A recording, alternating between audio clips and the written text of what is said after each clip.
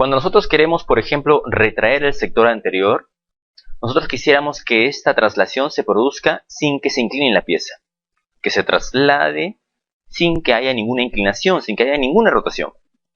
Pero para que nosotros podamos producir un movimiento de traslación sin que se incline, tendríamos que tener un control completo del eje del diente a nivel radicular y a nivel coronal.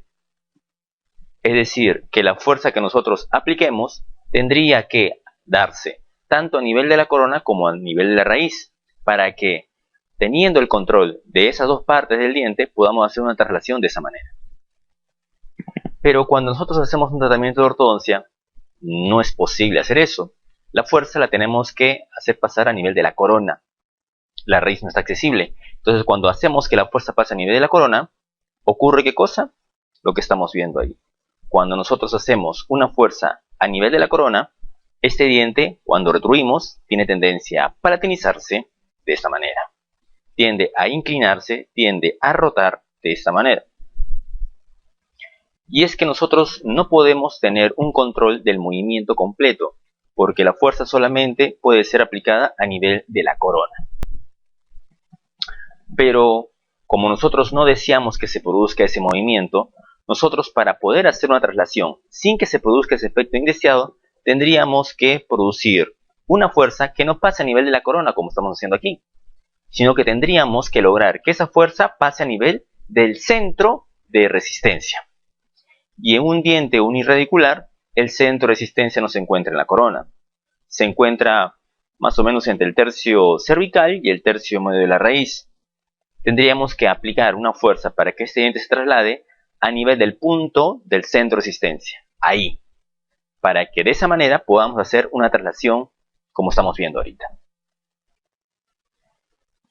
Es decir, la fuerza tendría que aplicarse ¿dónde? Tendría que aplicarse en la raíz. En ese punto en el cual está pasando, ¿qué cosa? El centro de resistencia.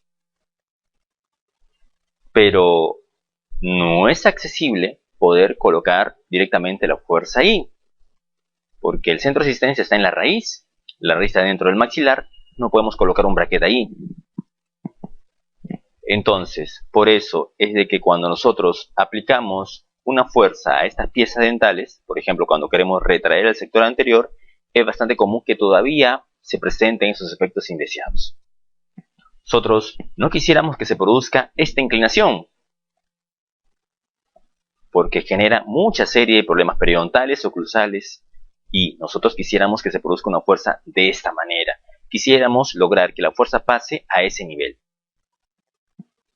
¿Cómo hacemos para que logre pasar una fuerza de ese nivel?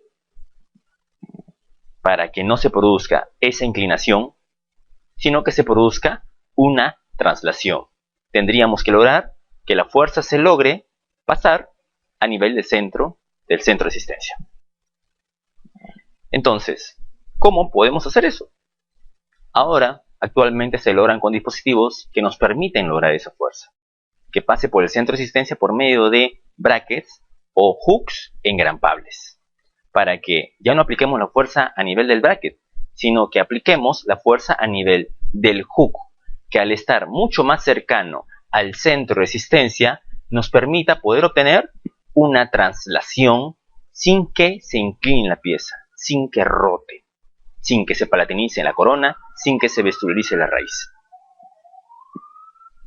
Entonces, cuando nosotros comúnmente traccionamos la corona, por ejemplo, con una cadena de poder, lo que ocurre comúnmente es esto de aquí. La corona se palatiniza, se inclina hacia palatino, la raíz se va hacia vestibular, muchas veces se nota incluso que la raíz está sobresaliendo a nivel vestibular. ¿Por qué? Porque no ha tenido un buen control de fuerzas y porque la fuerza está pasando muy alejada al centro de resistencia. Pero si nosotros logramos que ya la fuerza no pase a ese nivel, sino que pase a un punto mucho más cercano al centro de resistencia, nosotros no vamos a producir este efecto, que no queremos hacer este efecto.